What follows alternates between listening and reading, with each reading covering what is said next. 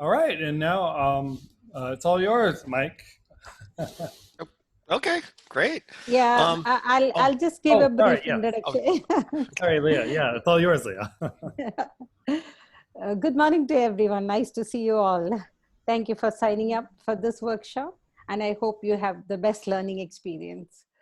This workshop focuses on the rolling over process. Rollover ledgers and Pio Lines happen every year in a library, and it's a mandatory step that every library has to take while moving from one fiscal accounting year to the next to ensure a smooth and accurate acquisition workflow. Today, luckily, we have Michael Words here with us to walk us through the rollover process. I assume he is familiar to all of you, but to those who don't know him, Michael has been with VCU Library since 2009.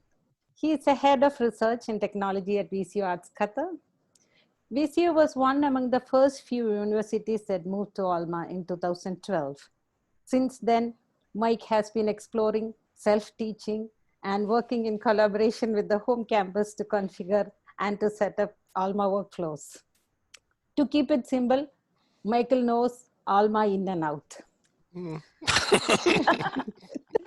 So, and also I would like to tell you that he serves as an associate editor for Art Libraries Journal, the Journal of ALICE UK.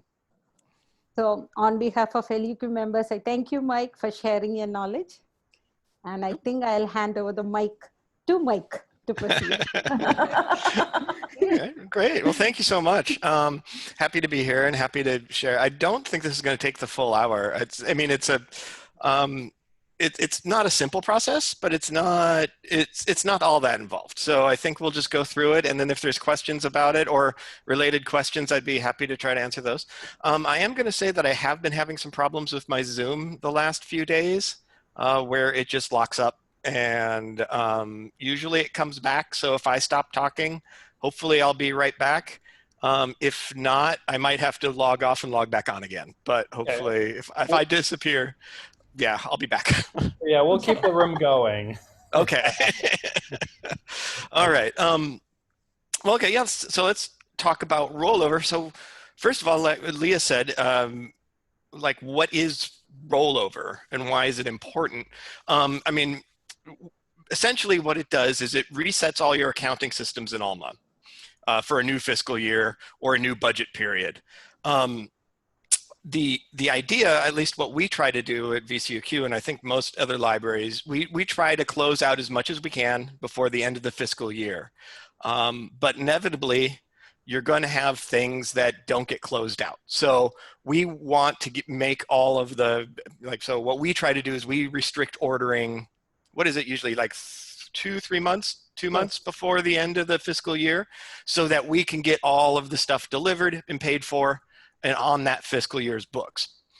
Inevitably, there are things that don't work that way. And then those things need to be rolled over to the next fiscal year and accounted for in the next fiscal year. So that's what we're talking about when we talk about a fiscal year rollover. It's resetting that system and then getting all of the things from the previous fiscal year into the new fiscal year.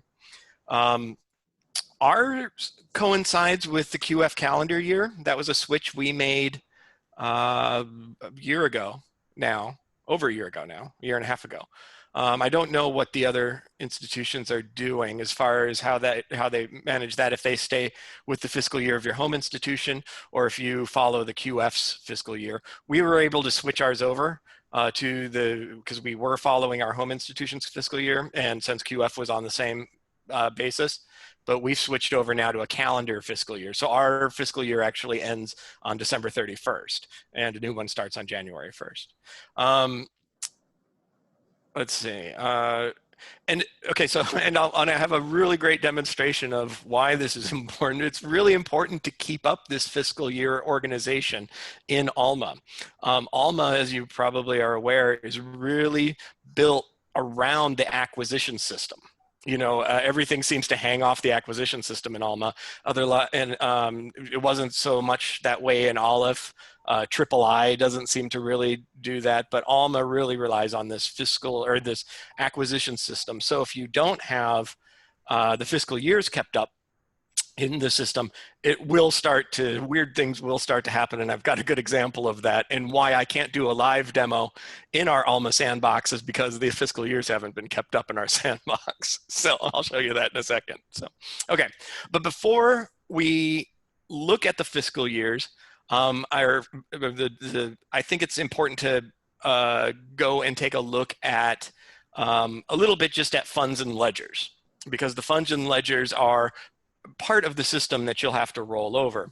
So I'm going to go ahead and share my screen if I can here. I want to share, I believe it's, yeah, this one possibly. Let's try.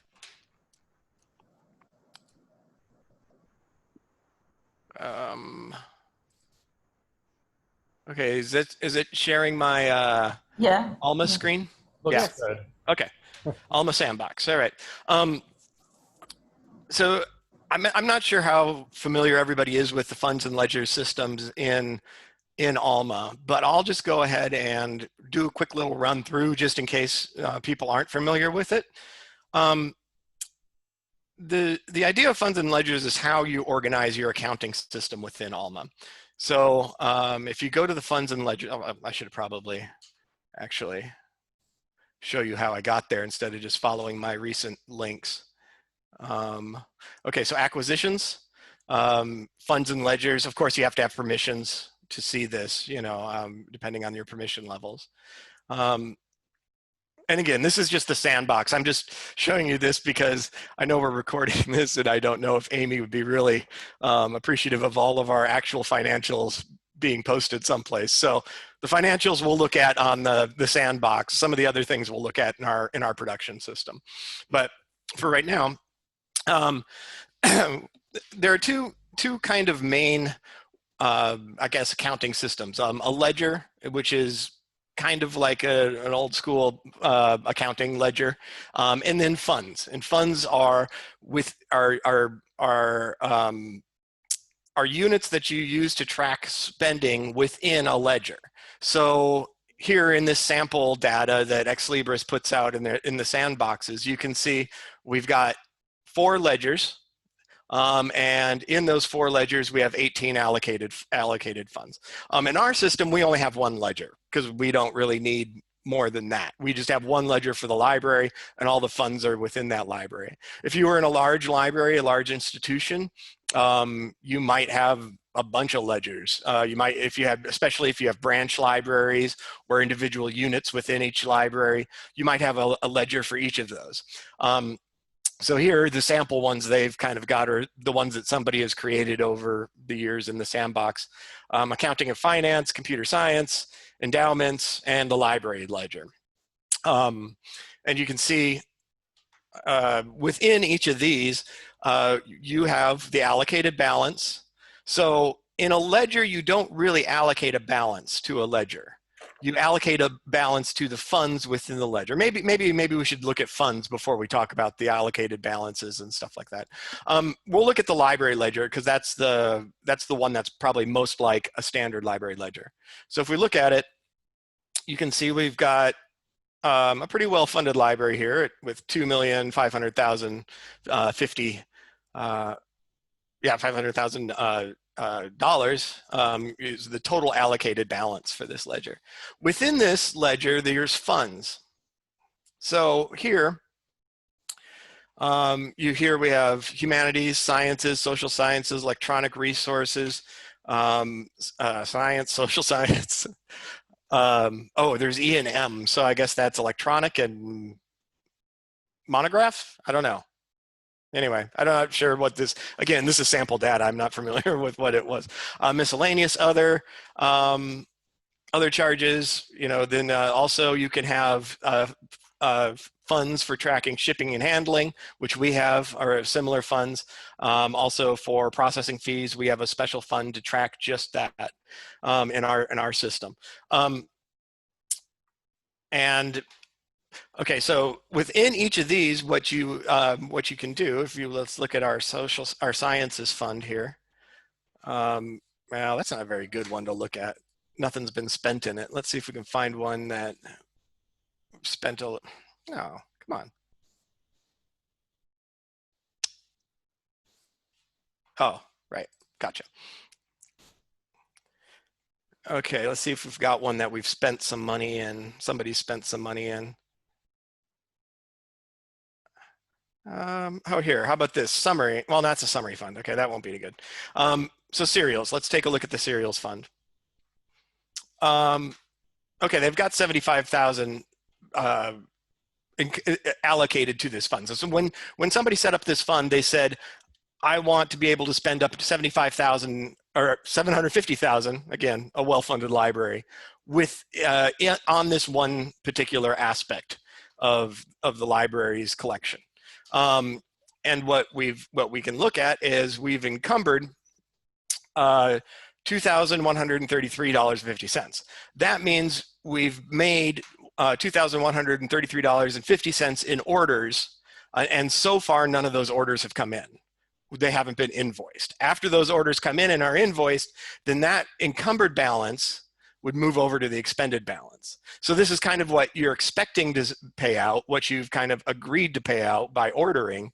And then after the orders are finally finalized, then that moves over to an expended balance. To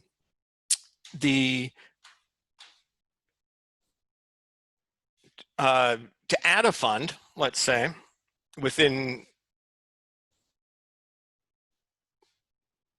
what? Okay. Where'd all my other funds go? Funds. There we go. To add a fund, and the reason I'm showing you this, and this isn't going to be on funds and ledgers. I mean, that might be an interesting topic sometime for another discussion. But just to hit on, when you add a fund, it'll ask you all this information. Most of this stuff is your pretty standard information. But here is where some things are kind of important. Fiscal period and expenditure grace period days, and fiscal period and encumbrance grace period days. Those, when you create a fund, you can also do this for the entire ledger if your entire ledger is going to follow the same rules. Those are the grace period days for after the end of the fiscal year that you can still put items, you can still expend items from the previous fiscal year. So it's always good to set that at 30 or 60 days, something like that. I think ours is set still at 100 and something days because when we did the switch over to the different fiscal year, we had to do, that's how Ex Libris had switched us over, was by making us put this huge grace period on.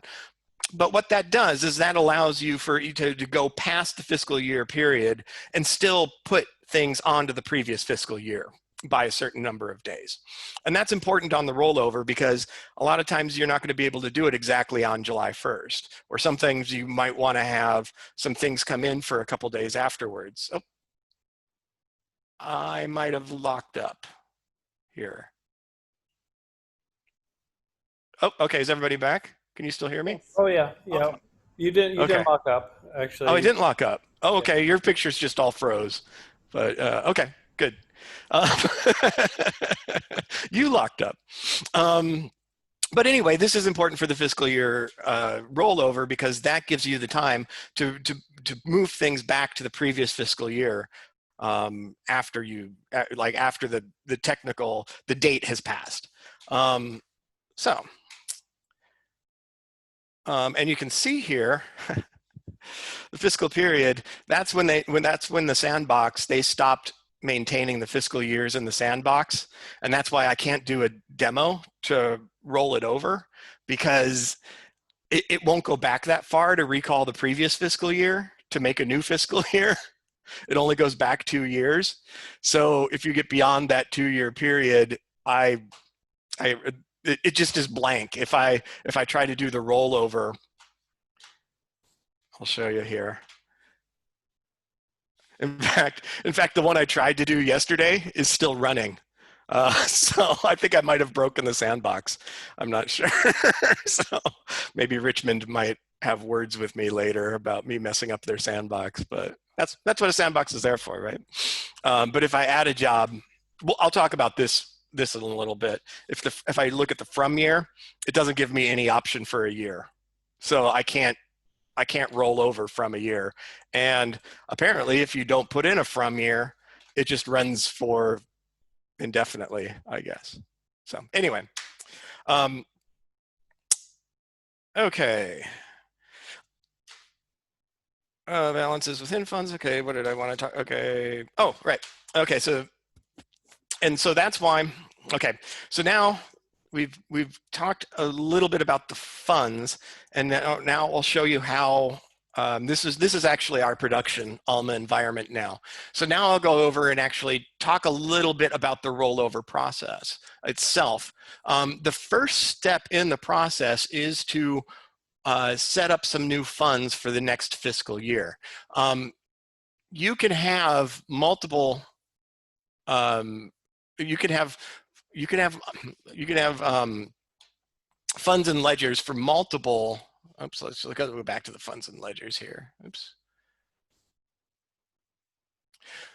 You can have active funds for multiple fiscal years. You can have them all active if you want. It's not very good practice. You should really only have the fund or the ledgers active that are of the current fiscal year, with the one exception being during the rollover process. You have to have the previous fiscal year and the current fiscal year both active when you're rolling it over. But after the rollover is complete, then you should go back and make any previous fiscal years. Like, so if I take off the facet for active here, we can see we've got these ones. Like, so this is the fiscal year before the last one we have. And we can see activate. So this is an inactive fiscal year. To do anything with this, which I can't do anything with it anyway because it's too old, I would have to activate it first. So the only active one we have,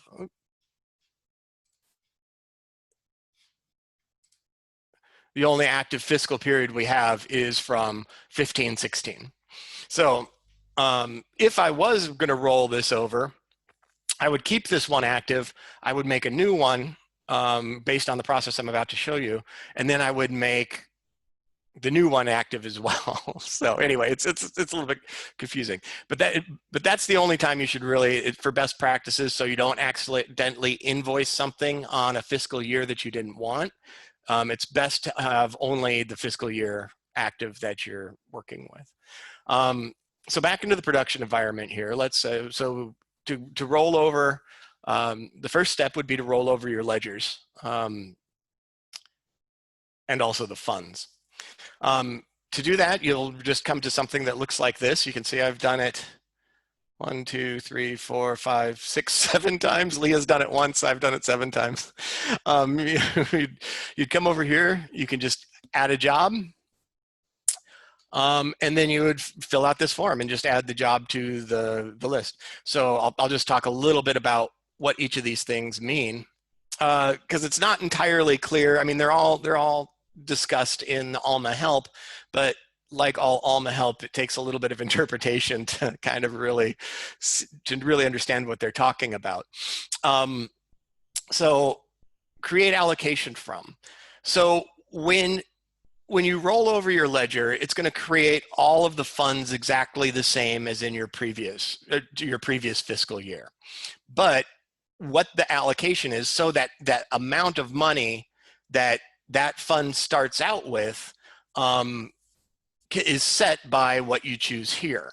So if you choose none, it will set up all of your funds with a 0 allocation. And then you can go back in and allocate however much money you want to those funds. We did this 2 years ago because our funds were kind of got so wildly out of scale with what we were actually spending. We decided to just allocate a 0 balance and go back and really try to reset our allocations to what we actually wanted to spend in each of those funds. You could also say an allocation balance. So this will just say allocate the exact same that we allocated the previous year. So if you gave one of your funds, let's say one of our funds is art history. We have, I don't know, say we have $35,000 in art history. I don't know what it actually is, but we have $35,000 in art history. That's how much we allocated for it last year. Next, for the new fiscal year I'm setting up, I just want to do it the exact same, say allocate the exact same amount, then you would choose allocation balance. Cash balance would be if you want to allocate whatever's left. So whatever you didn't expend. So I guess if you don't get any new money and your new budget is based on your old budget, you would say, they would like, so I think it would be strange for most institutions like ours, but I guess I could see maybe in some weird instance where administration will say, well, you didn't spend all your money last year, so this fiscal period, you're just going to spend the rest of your money. I guess that might be what it is. So then you would say cash balance. So that would set up all of your funds with the remaining cash that was left in those funds at the end of last fiscal year.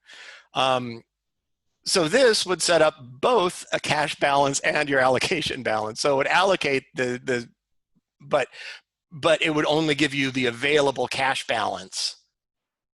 So it would have the full allocation that you did the previous. So basically it's saying, make this look exactly like, I'm not resetting anything. I'm just saying this is a new fiscal year, but nothing is being reset if you choose both, if that makes sense. The ledger, this is which ledger you're going to roll over. So in our system, we only have the general ledger. So which would be the same if we said all. If you had a system where you had like multiple branch campuses and each had their own ledgers, or multiple departments and each of those had their own ledgers, you could roll over each individually if you wanted. Action, I don't really understand why this is here. It's either copy or delete. The standard would be to copy. So basically copy all of your fiscal year or all of your funds over to the new fiscal year, or delete all the funds from the new fiscal year. I'm not really sure where you would use that, but it's there. It was, when you create a new set of ledgers, it's automatically created as a draft, so it's inactive and you can't really do much with it. So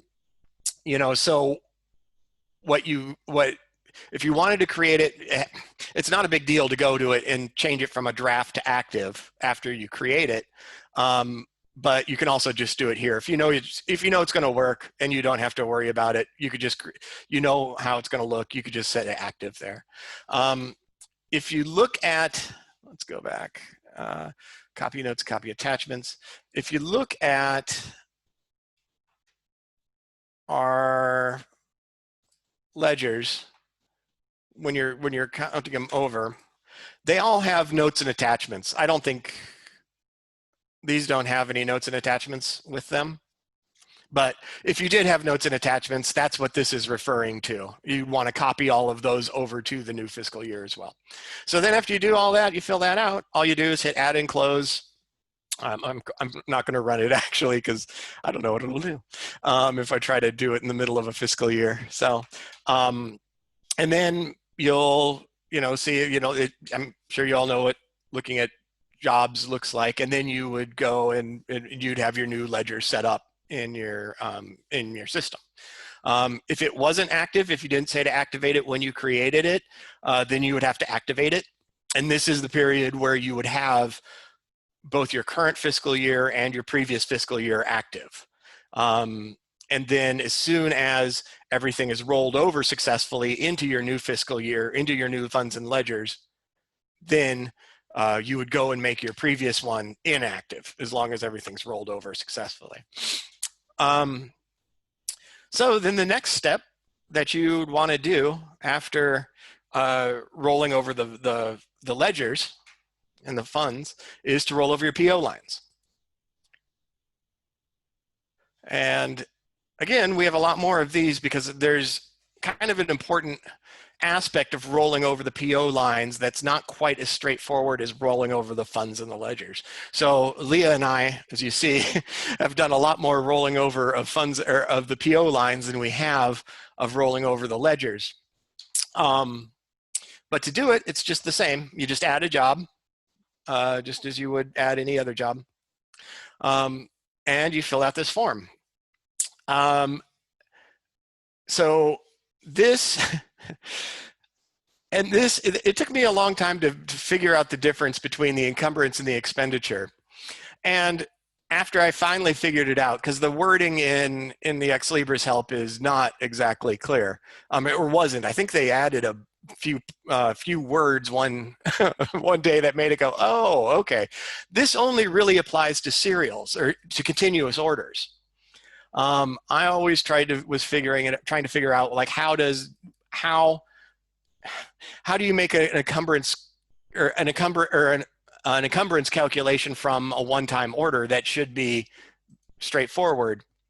Anyway, it's only for your continuous orders. Whether you want to actually encumber that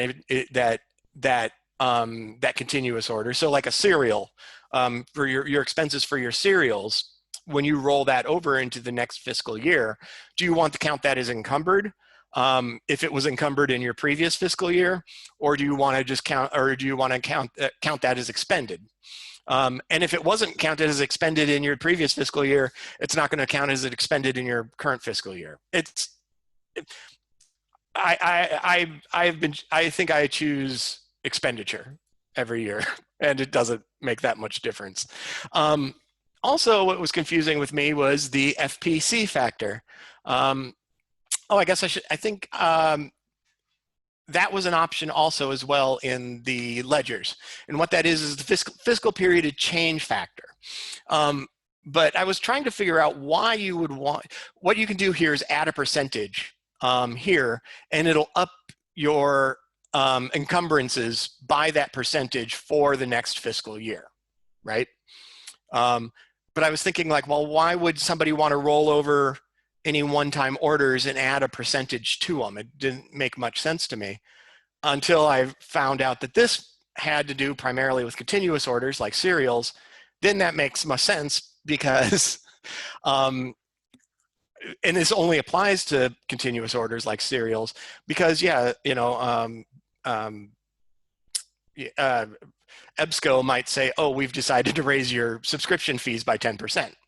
And if they do that, then you put in 10% here, and it automatically will account for that next year. So you don't have to go back in and add in that extra 10% into your continuous orders for next year. So that's what that's for.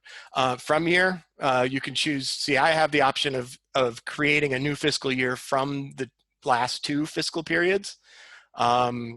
And I guess, yeah, if it goes beyond that, like we saw with the sandbox, I guess it's kind of broken and you have to get Ex Libris to fix it. The libraries, these are, and these have never been quite set up quite right for our library. Our library is this library, VQA libraries, VQA 50. We have these other units set up in our library. It's something, but if you did have multiple libraries, you could choose which job this should be for. PO line, you can choose to roll over just one specific PO line if you want. So if you had one that you thought should roll over and it didn't roll over, I guess you can put it in there. I don't think we've ever used that, but check for over encumbrance. So what this does is this will say, it'll look at how much money is encumbered on the previous fiscal year, right? So how much you're planning to roll over into the new fiscal year. If it's above the limit that you've set for your fund, it won't roll it over. It'll error out. So you're saying, so it would, I guess it would be rare that, but if you set up a fund that had, I guess, say you said, you and the library director determined that, okay, in liberal arts and sciences fund, we're only going to spend $2,000 US dollars this upcoming year, right? but you had $2,500 encumbered from last year still that needs to roll over. Then if that was the case and you had this checked, it wouldn't roll that over because it's saying you have more encumbered in the previous fiscal year than you have space in the new fiscal year. That's what this is. Report mode. This is very important.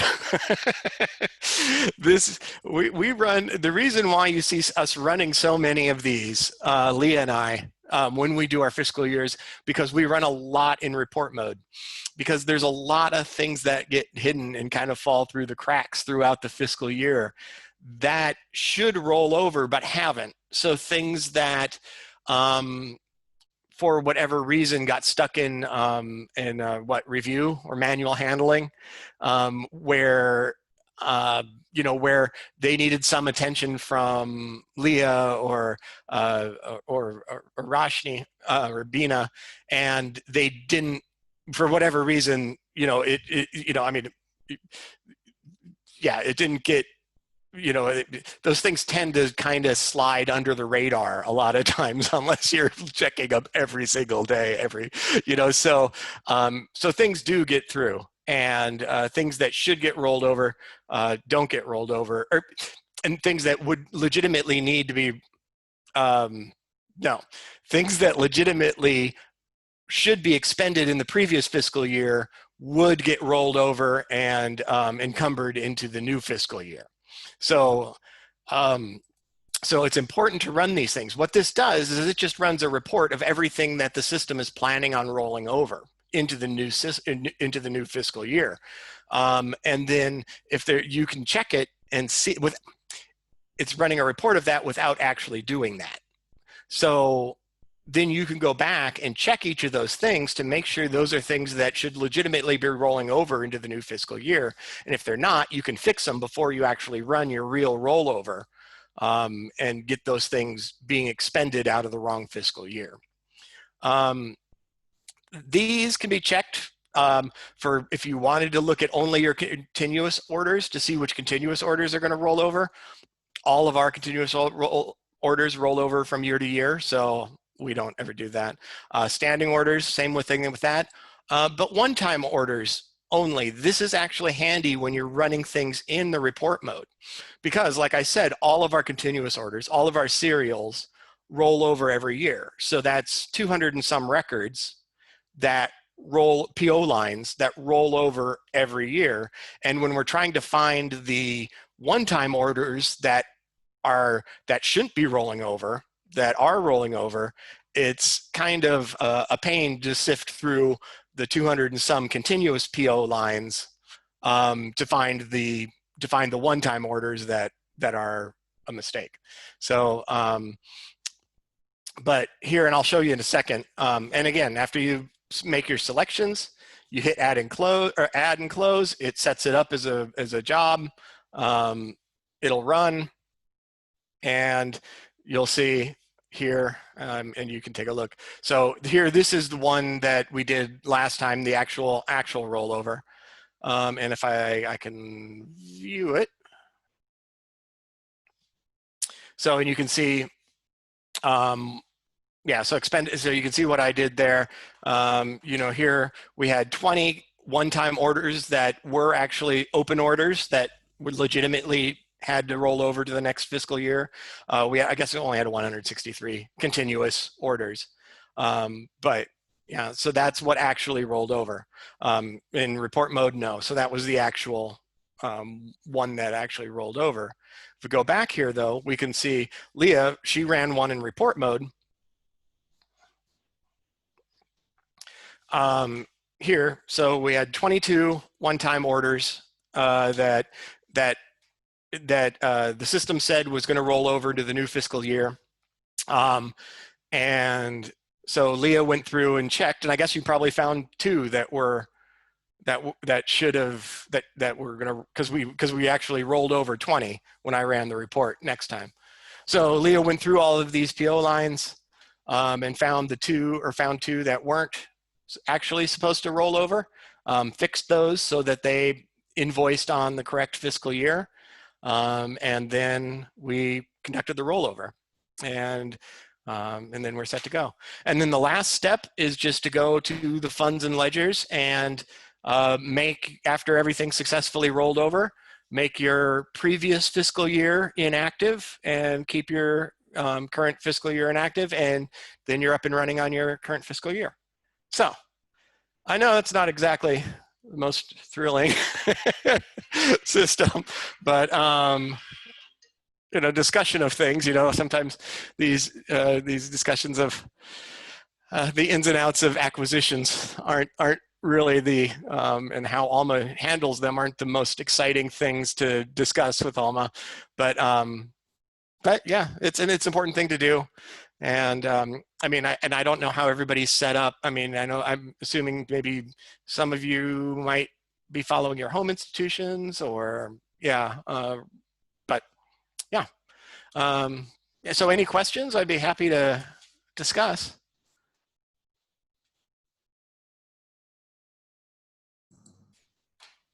Mike, did you set everything up mirroring what you had on main campus, or you guys have looked at what main campus does in terms of how they do their rollover and you just went, it doesn't really jive with what we need, and so we do what suits our own needs? Yeah. I mean, that's kind of what we did. I mean, we didn't really look and reject what they did. It was just, they're so big, you know, I mean, they're just massive, you know, I mean, you know, so, you know, they've got 2 huge libraries, you know, on the main campus. You know, we didn't need anything nearly that complicated. So we're set up with our own instance. So when Ex Libris first set us up, we actually had quite a little bit of an issue actually getting going initially with getting the funds and the ledgers set up properly, because Ex Libris kind of had again, we were one of the first libraries to go live with Alma, so they didn't really have much of a track record of figuring out the best way to do things. So they kind of had a couple simple things, and I think some of it came over from our Aleph instance, except we weren't really tracking acquisitions very well in Aleph as far as order records and that sort of thing. So it came over as kind of a mess. So at one point we just kind of said wholesale, let's figure out the system we want and rebuild it from the ground up. So and since we didn't really have much of a system to begin with, it wasn't that difficult to do. I mean, it took a little bit of thinking to think through it. And then we made some silly mistakes, like for our fund code codes, you know, our actual letter codes, we used mixed upper and lowercase, which Alma is very critical of, you know, like it really, you know, it'll match up exact upper and lowercase with each other. Gobi is not so particular, whether it outputs records in uppercase or lowercase or mixed. So so when we'd get a record that was all uppercase fund codes, they wouldn't match up with our fund codes in Alma. So then a whole bunch of things would get pushed off to manual handling, and poor Leah and Pino would have to go back through and assign all of these things fund codes that didn't get, you know, into the right places. So eventually we got Gobi to actually pay attention to the case, and after that it's been much better. But yeah, I'm happy to share, like, you know, if anybody wants to, you know, take a look at the way we've got things set up in our funds and ledgers, I'm happy to share with any individual person. I just don't think Amy would appreciate it being recorded and up on, you know, for access, seeing our financials. But I bet she doesn't have a problem with me, you know, Kelty, if you wanted to, you know, see what ours looked like, I'd be happy to show them to you. So, or anybody, you know, so yeah. I've bugged you so much, Mike, that oh, no. Between you and Leah. Mm-hmm. I do have one more question though. Sure. We were talking about the idea of different ledgers. And so with our library, we have a Qatar ledger. And then we also have, because we share the instance with our main campus, they have their own ledger. But we do realize that if you wanted to actually have a ledger for, say, the English faculty and another one for the history department, you can actually get really granular and have ledgers for as many departments as you like. Is that something that you see happen on your main campus? We don't at Georgetown. It's all lumped into a massive ledger for their main library, and it's huge. But they decided that it just wouldn't be helpful to split everything up and be that granular. Yeah, you know, to be honest, I don't know what our home campus currently does. I saw it when they set it up, but since we're on two separate instances, I don't think I even have access. I don't know. I'd have to. I don't know what kind of permissions I have in their system, so I never go over to their instance.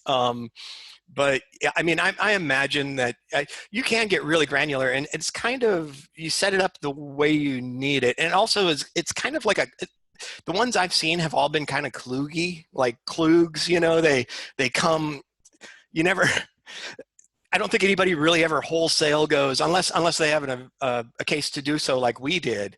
But I think people rarely wholesale just because of historical records and everything else. They don't say, okay, wipe everything out, we're starting over with a whole new system. It's always built on the previous system. And when that system's imperfect, you're building on an imperfect system, you're just adapting it to make it as perfect as possible, you know. So it's kind of like LC in that way, Library of Congress. You know, it's like, yeah, all the computer science books are shoved into the super narrow call number range because it's, you know, you can't just go back and add a system, you know, that's big enough for computer science. And it's kind of the same thing with acquisitions records. You know, you can't, you know, just because something's become incredibly unimportant doesn't mean you can just wipe that ledger off, you know, out of the system. So it's got to be maintained. So I don't know. I guess the short answer is the other thing you can do, though, it's where there seems to be an intermediate step in between creating an entirely new ledger, and that's creating a summary fund. You can go in and create a fund that actually doesn't have any allocation of its own. It's just a summary of. I mean, essentially a ledger is a summary fund, but a ledger contains funds. A summary fund, I don't believe, has to contain funds. You're just summarizing several different funds. So in our case, if we wanted to really track maybe how many art and design related books we're buying compared to general, you know, books, we could set up a summary fund for all of our, you know, that covers our fashion fund codes, our graphic design fund codes, our, you know, all these, you know, all our art and design fund codes, and we put those all in one summary fund, just so we could see how much we're spending in each case. But yeah, so far it's worked out pretty well. I'm a big fan of keeping it as simple as possible. You know, if you needlessly complicate something, it just adds to complications down the road. But that being said, sometimes it's not a needless complication, it's a legitimate complication that needs to happen. So yeah. Oh, okay, I think you all have frozen up again for me. So if somebody's trying to ask a question, just give it a second. Okay. You look all right. Okay. If somebody was trying to ask a question, I didn't catch it. So yeah, okay. Yeah, any other questions?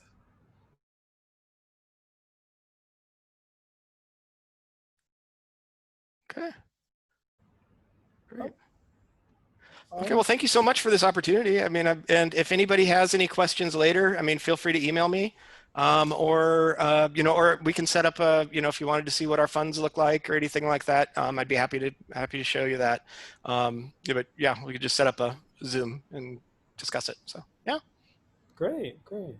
Yeah, thank you so much, Michael. No problem.